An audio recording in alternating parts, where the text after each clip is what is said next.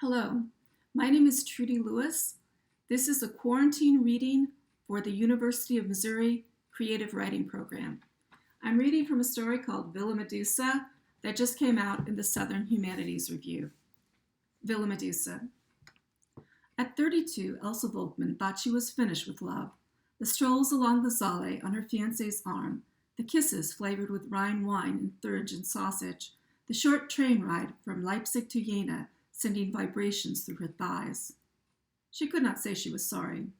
The wavy blonde hair she'd inherited from her mother was already darkening at the temples like tarnished silver, and her once slender waist, secure inside its silken girdle, had blossomed without ever bearing fruit. Rudolf, her first husband, died a few years into their childless marriage. Then Rudiger Volkmann, professor of anatomy, swept in to claim the widow before this precious resource, the daughter of a geographer and the granddaughter of a genius, could be squandered on some inferior cause. When Elsa thought of love now, it was the romance of nature, the religion she'd learned at her grandfather's feet, the marvels of the sponge and jellyfish, the intricate silica skeleton of the radiolarian, the inevitable evolution of the human form, represented in an elegant Stammbaum drawn by Ernst Haeckel's own hand, steady even beyond 70. Then, one winter afternoon, she discovered that the mailbox had frozen shut again and had to open it by pouring a kettle of boiling water on its hinge. Inside, she found a large package from her uncle in Munich. Walter Haeckel, nearly an old man now at 60, still fancied himself a romantic figure. Even his handwriting conveyed the wandering attention of a dilettante. December 1926, Munich. My dearest niece, how are you faring, my poor Elsa? What must you be suffering in frigid Jena? How vividly I remember my childhood in that cold valley, a distant father, an ailing mother, the stranglehold of science choking out my artistic gift. I trust that you're busy with your husband's profession and the cares of your home, but we would be delighted to receive you at a moment's notice. Munich offers a continual stream of cultural delicacies.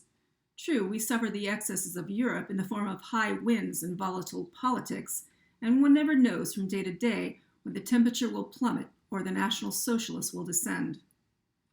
My dear, forgive me for my long silence. I regret the unfortunate break in our correspondence, but I hope we will soon be reunited by a common cause. Of late, my father's memory has been sadly neglected. How can it be that this giant of science, this prophet of Darwin, has been forgotten in the modern age? His books, translated into every tongue, are going out of print, and the royalties, once sufficient to support a large family, have diminished to the point where your poor uncle finds himself economizing on paint. Happily, I found a remedy.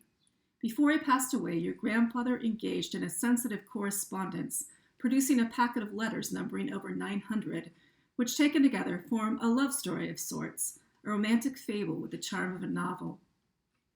Once it came into my hands, I consumed this document in a single day, like a box of macaroons, one delicious morsel after the next. You may not be aware, dear Elsa, that your grandfather harbored a secret love, a passion that revived the embers of his tragic first marriage and delayed his passage into old age. How I admire the fortitude of my progenitor, how I wish for his life force, his passion, his vital flame, how I regret the misunderstandings that marred our friendship.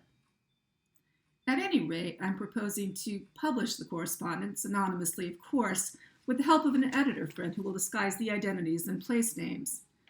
Knowing your methodical temperament, I thought you would like to glance over these documents before they're released into the world. I'm sending the first packet along with my watercolor rendering of the romantic pair. Perhaps you've heard of Frieda von Uslar-Gleichen? It was after her that your grandfather named the Disco Medusae Ropalima Frida, with its ornate bell and diamond-tipped tentacles. A handsome creature, but no fairer than its original, I believe. Let me know your thoughts, Elsa, preferably before next week when I meet with my editor. Until then, I remain your loving uncle, Walter Haeckel. Elsa, kettle still in hand, flattened the paper onto her husband's dissecting table and examined the muddy watercolor. Walter had inherited his father's proclivities without his gifts, and the lady's face was all out of proportion with her shoulders, while grandfather seemed to be drowning in his own beard.